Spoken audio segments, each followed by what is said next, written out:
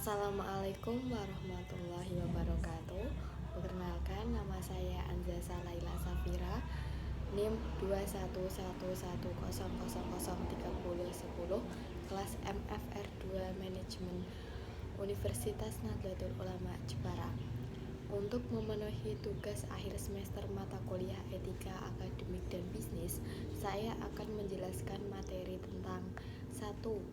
Etika bisnis dan prinsip-prinsipnya, serta menguraikan dengan contoh. Yang kedua yaitu hubungan etis konsumen dan perusahaan. Yang ketiga yaitu etika pengambilan keputusan dalam perusahaan, meliputi etika dalam mengambil keputusan perusahaan, etika pengambil keputusan terhadap individu dan kelompok. 4. Menguraikan mengenai good corporate governance. Materi yang diuraikan meliputi pemahaman good corporate governance, prinsip-prinsip good corporate governance. Yang kelima yaitu menguraikan tentang corporate social responsibility. Yang pertama, saya akan menjelaskan etika bisnis dan beberapa prinsipnya. Apa sih etika bisnis itu? Ada yang tahu? Etika bisnis adalah seperangkat aturan moral yang digunakan untuk mengatur dan menjalankan sebuah bisnis. Perencanaan prinsip etika bisnis dalam sebuah tindakan adalah suatu keharusan untuk dipegang teguh oleh semua aspek yang terikat dengan perusahaan. Prinsip etika bisnis mencakup segala aspek lebih umum, namun penerapannya harus tepat sasaran karena sebagai pondasi dalam membangun sebuah perusahaan. Dalam praktiknya, prinsip etika bisnis akan membentuk nilai, norma, dan perilaku pekerja dari bawah hingga atasan.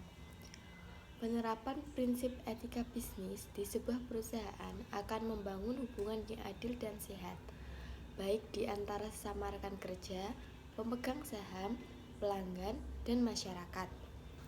Dan semua pihak tersebut perlu memahami pengertian dan manfaat etika, serta harus menjadikan prinsip etika bisnis sebagai salah satu standar di tempat kerja. Berikut ini penjelasan dan penerapan prinsip etika bisnis bagi perusahaan. Yang pertama yaitu prinsip kejujuran. Prinsip kejujuran harus menjadi dasar penting bagi segala bidang bisnis. Bagi sebagian pebisnis, baik pengusaha modern maupun pengusaha konvensional, menyatakan bahwa kejujuran merupakan salah satu kunci keberhasilan dalam bisnis. Secara umum, bisnis yang berjalan tanpa mengadopsi prinsip kejujuran tidak akan bisa bertahan lama. Bagi pengusaha, kejujuran terkait dengan kualitas dan harga yang ditawarkan kepada konsumen. Contoh penerapan prinsip kejujuran dapat dilihat kegiatan menjual produk berkualitas tinggi dengan harga yang wajar dan masuk akal. Kejujuran memiliki dampak besar pada proses menjalankan bisnis, karena ketika pengusaha tidak jujur, maka akan menjadi awal kemunduran dan kehancuran bisnis. Apalagi untuk bisnis di era digital seperti sekarang ini. Tingkat persaingannya sangat tinggi menuntut prinsip kejujuran sebagai prinsip etika bisnis yang harus dipegang teguh untuk mempertahankan loyalitas konsumen. Yang kedua yaitu prinsip ekonomi. Prinsip otonomi terkait dengan sikap dan kemampuan seorang individu dalam mengambil keputusan dan tindakan yang benar. Dengan kata lain, pelaku bisnis harus bisa membuat keputusan yang baik dan benar. Selain itu, pebisnis harus hati-hati dalam memperhitungkan keputusan.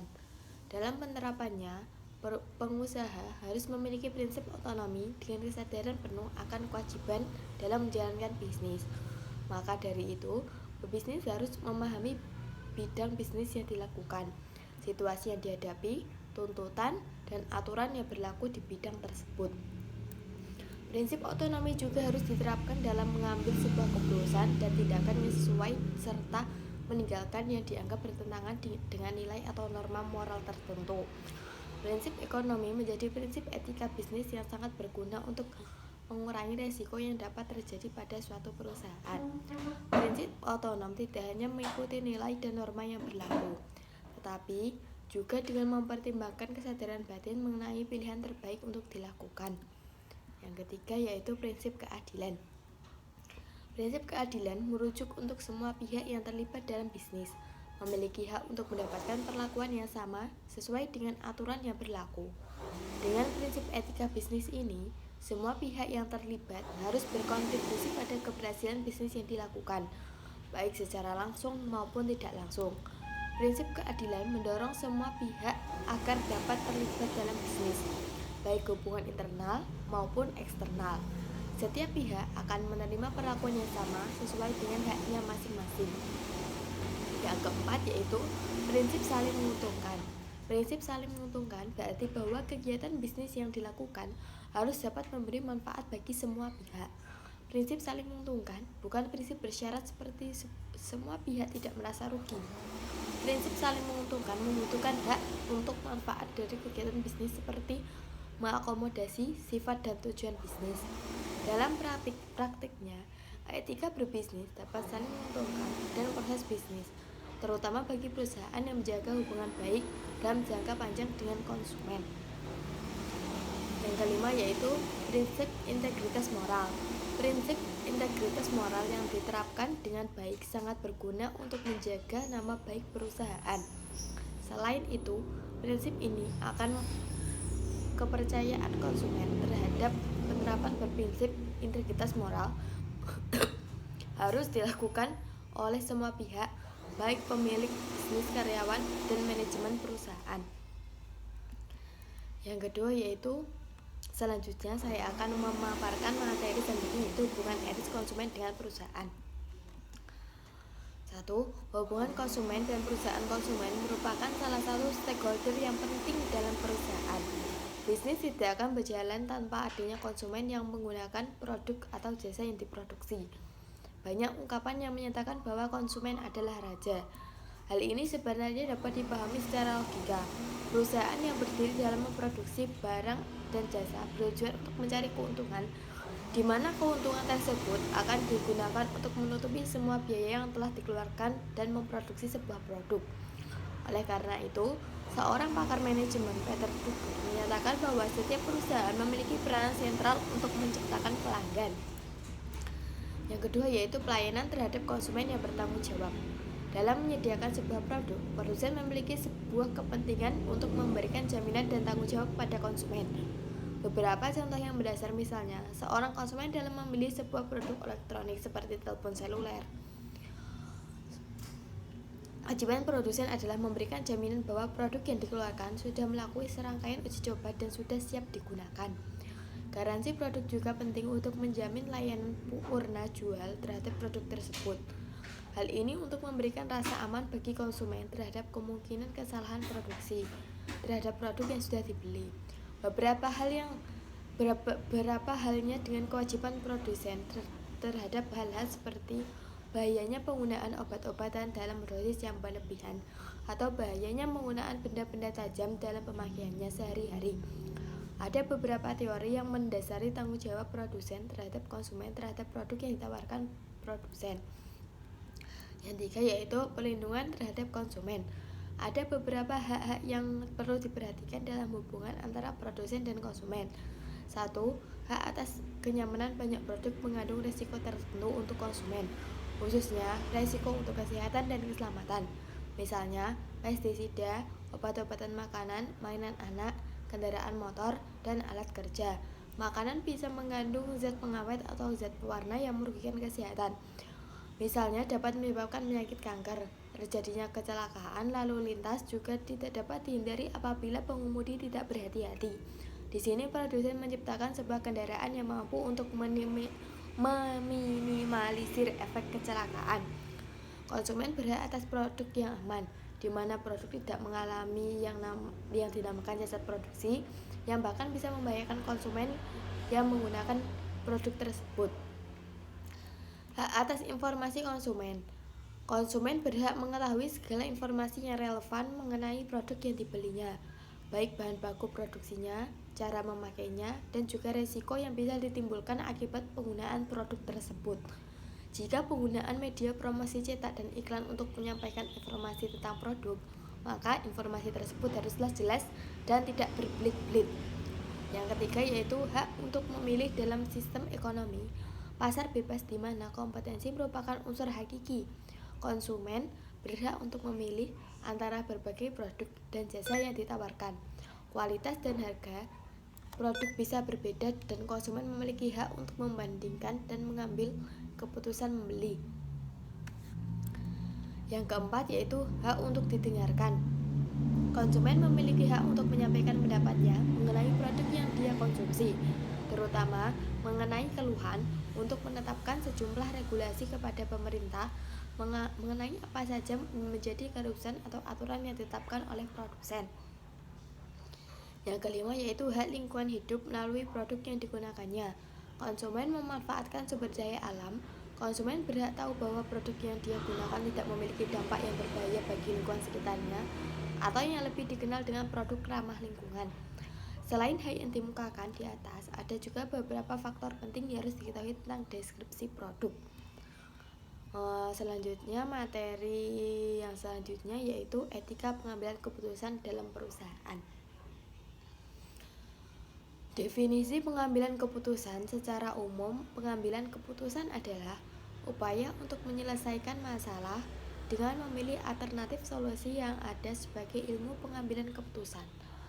Merupakan suatu aktivitas yang memiliki metode, cara, dan pendekatan tertentu secara sistematis, teratur, dan terarah. Ada dua jenis atau tipe pengambilan keputusan. Yang pertama yaitu Programmed Decision Procedure,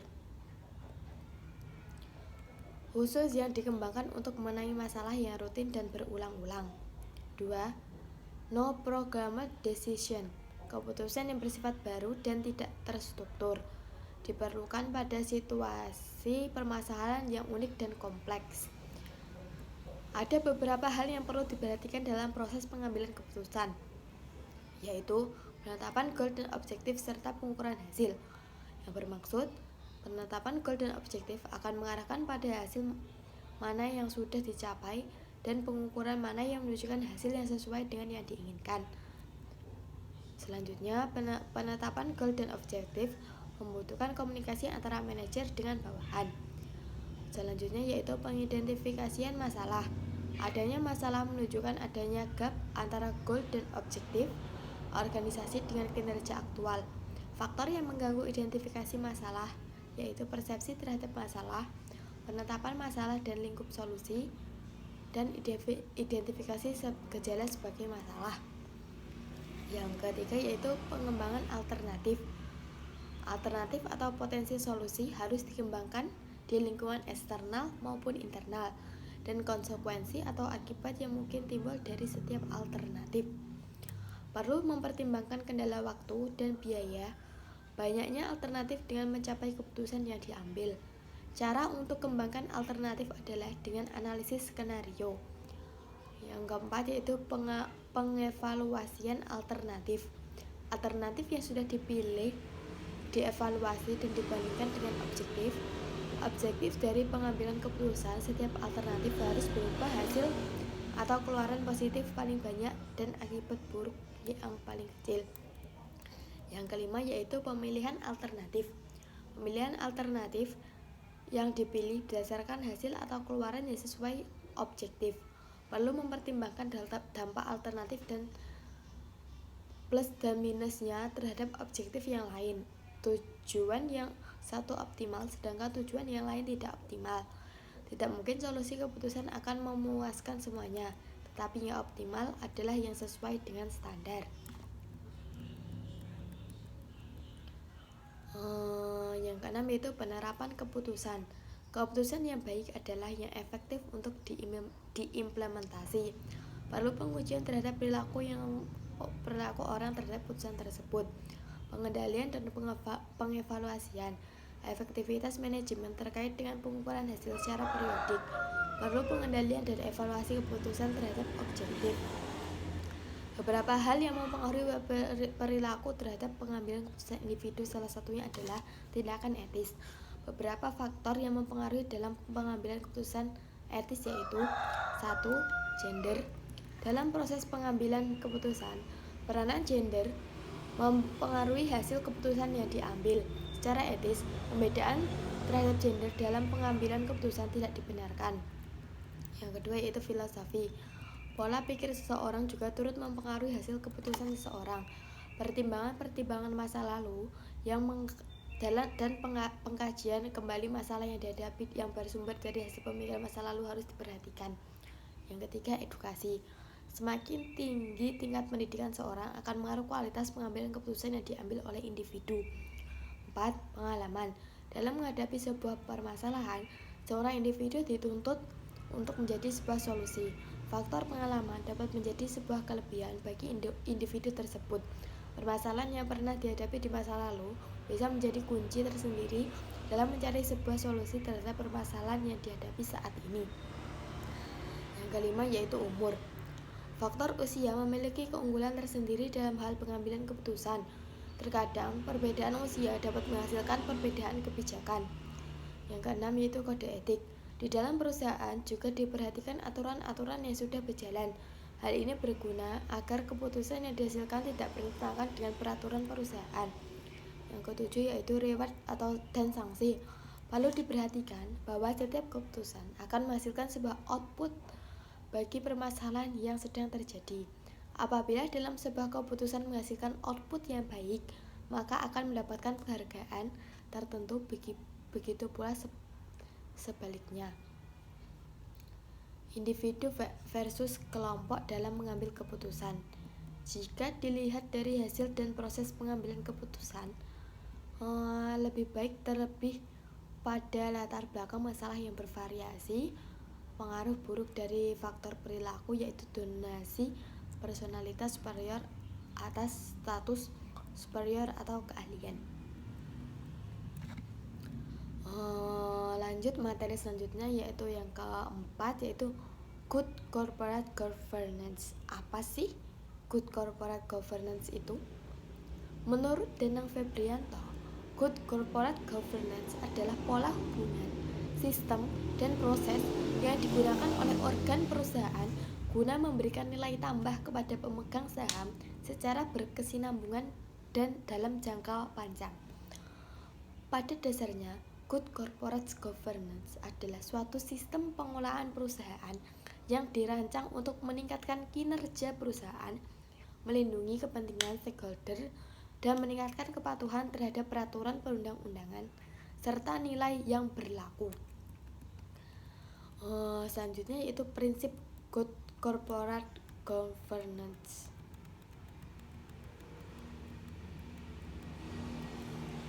Yang pertama yaitu transparansi. Perusahaan harus menyediakan informasi yang relevan serta mudah diakses dan dipahami oleh stakeholder, termasuk hal-hal penting untuk mengambil keputusan oleh pemegang saham, kreditur, dan pemangku kepentingan lainnya. Pedoman pokok transparansi melalui perusahaan harus menyediakan informasi secara tepat waktu, memadai, jelas, akurat, dan dapat diperbandingkan serta mudah diakses oleh stakeholder. Jadi perusahaan itu harus transparan terhadap bawahannya. Yang kedua yaitu informasi yang harus diungkapkan meliputi visi, misi, sasaran usaha, dan strategi perusahaan, kondisi keuangan, susunan, dan kompensasi pengurus, pemegang saham, pengendali, kepemilikan saham, sistem manajemen risiko, sistem pengawasan, dan pengendalian internal, sistem pelaksanaan GCG, serta kejadian penting yang harus mempengaruhi kondisi perusahaan. Prinsip keterbukaan yang dianut perusahaan tidak mengurangi kewajiban untuk memenuhi ketentuan kerahasiaan perusahaan sesuai peraturan perundang-undangan, rahasia jabatan, dan hak pribadi. Yang keempat yaitu kebijakan seorang harus ditulis dan secara proporsional dikomunikasikan kepada stakeholder. Prinsip selanjutnya yaitu akuntabilitas. Perusahaan harus dapat mempertanggungjawabkan kinerja secara transparan dan wajar. Pengelolaan perusahaan diarahkan pada pencapaian tujuan organisasi dengan tetap mempertimbangkan kepentingan pemegang saham dan stakeholder lain.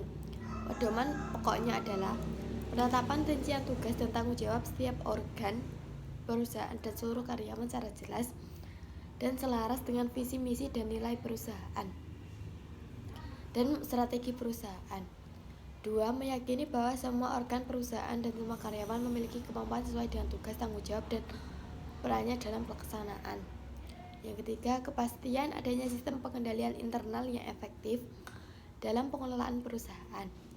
Yang keempat yaitu kepemilikan ukuran kinerja untuk semua jajaran perusahaan yang konsisten dengan sasaran perusahaan, serta memiliki sistem reward dan punishment.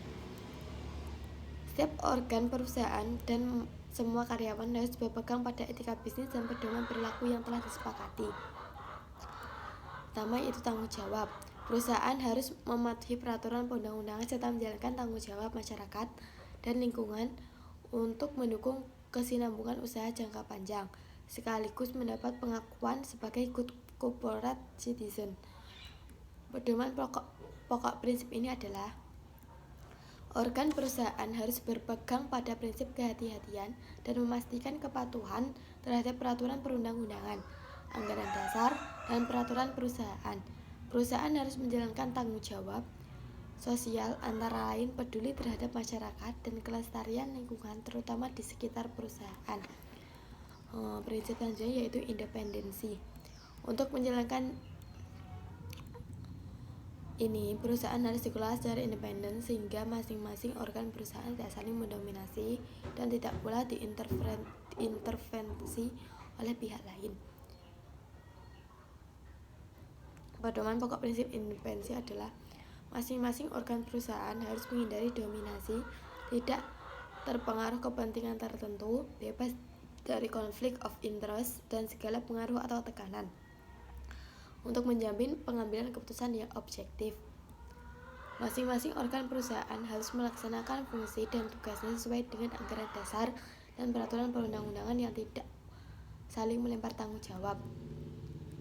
Biasanya itu kewajaran dan kesetaraan. Dalam melaksanakan kegiatannya, perusahaan harus memperhatikan kepentingan pemegang saham dan stakeholder lain. Berdasarkan asas kewajaran dan kesetaraan, pedoman pokok prinsip ini adalah 1.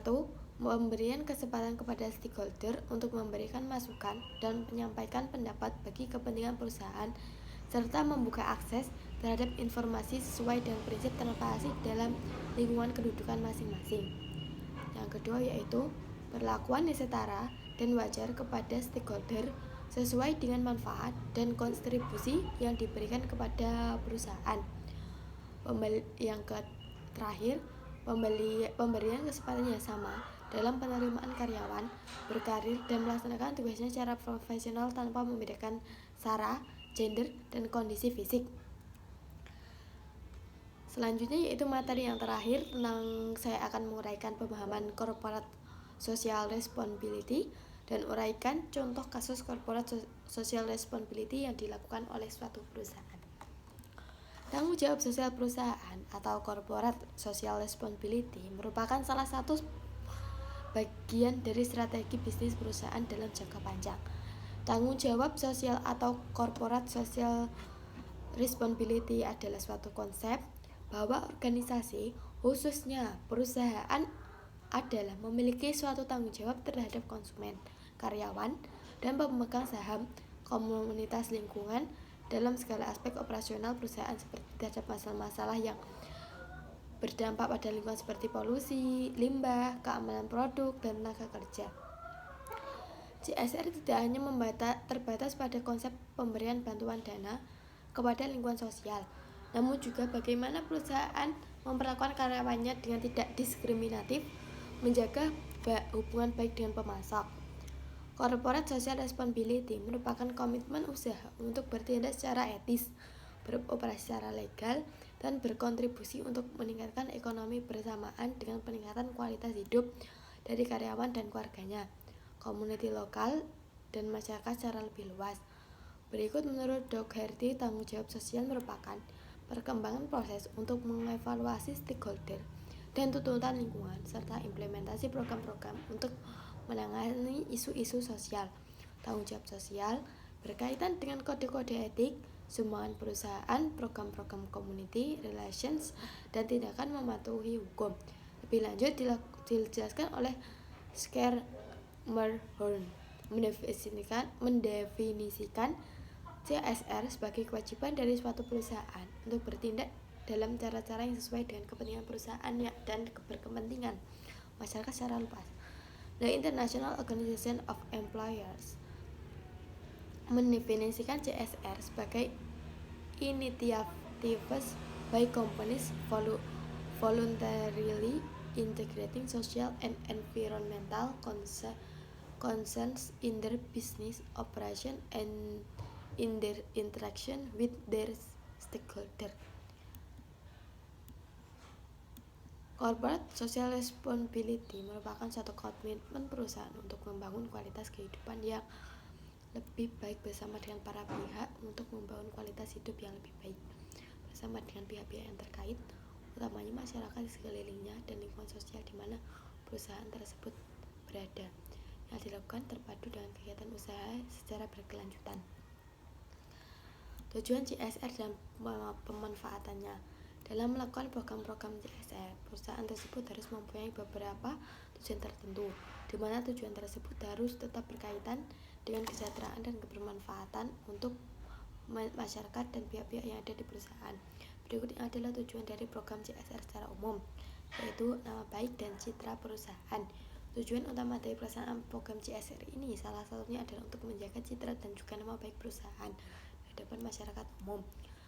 Biasanya, program CSR yang dilaksanakan untuk perusahaan untuk mencapai tujuan tersebut, yaitu dengan menunjukkan bahwa pihak perusahaan merupakan pihak yang akan bertanggung jawab atas kesejahteraan masyarakat sekitar. Tidak hanya itu, dengan melaksanakan program CSR, maka perusahaan tersebut juga dapat meningkatkan citra dan nama baik perusahaan di lingkungan sekitar dan juga ke semua stakeholder atau orang-orang yang bekerjasama dengan perusahaan tersebut, sehingga hal itu sangat berpengaruh baik bagi perkembangan perusahaan. Yang kedua yaitu menjaga hubungan baik dengan stakeholder. Tujuan berikutnya dari pelaksanaan program CSR yaitu untuk menjaga dan memelihara hubungan baik dengan stakeholder. Dengan program CSR yang dilakukan oleh suatu perusahaan, maka hal itu akan menciptakan suatu hubungan yang lebih hangat dan bersahabat dengan lingkungan perusahaan. Tak hanya itu, program CSR juga mampu memberikan banyak manfaat bagi masyarakat dalam upaya pengembangan pemberdayaan mereka sendiri. Solusi untuk menyelesaikan masalah yang terjadi di lingkungan. Adanya sebuah perusahaan di satu tempat tertentu akan melibatkan banyak pihak yang ada di lingkungan tersebut. Salah satu cara agar masalah yang ada di sekitar bisa diselesaikan yaitu dengan mengadakan program CSR. Masalah yang ada bisa muncul dari berbagai sisi, baik dari lingkungan, sosial, dan juga ekonomi. Adanya program CSR menjadi salah satu bentuk upaya dari perusahaan untuk membantu dalam menyelesaikan semua masalah yang ada di lingkungan sekitar. Manfaat CSR untuk perusahaan.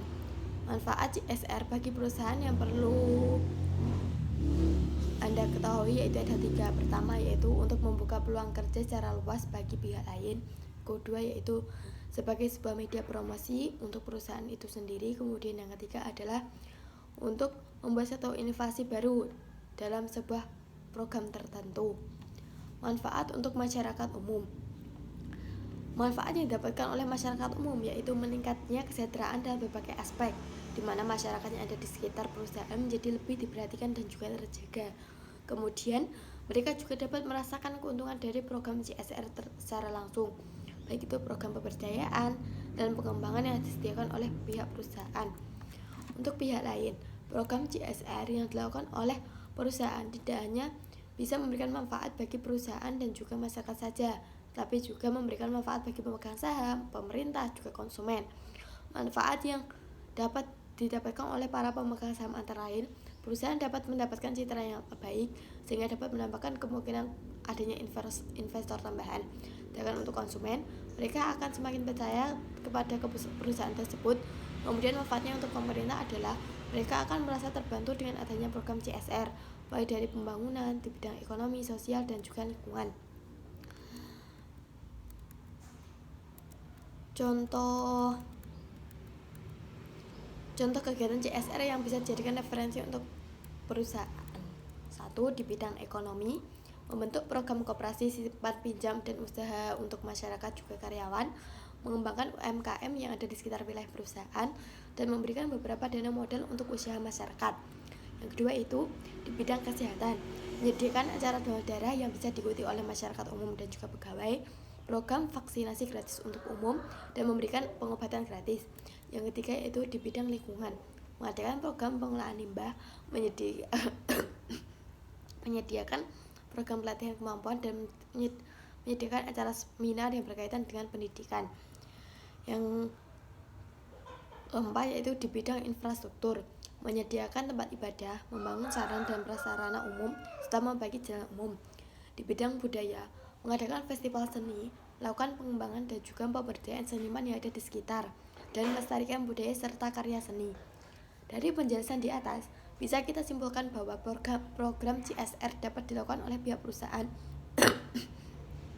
dengan cara melakukan kegiatan operasional di bidang-bidang mulai di bidang ekonomi, sosial, dan juga lingkungan. Dalam melakukan kegiatan CSR, tentunya suatu perusahaan harus memiliki tujuan seperti menjaga hubungan baik dengan stakeholder, menjaga nama baik dan citra perusahaan, dan memberikan solusi atas permasalahan yang terjadi di sekitar perusahaan tersebut. Sekian pemaparan materi dari saya, kurang lebihnya mohon dimaafkan. Assalamualaikum warahmatullahi wabarakatuh.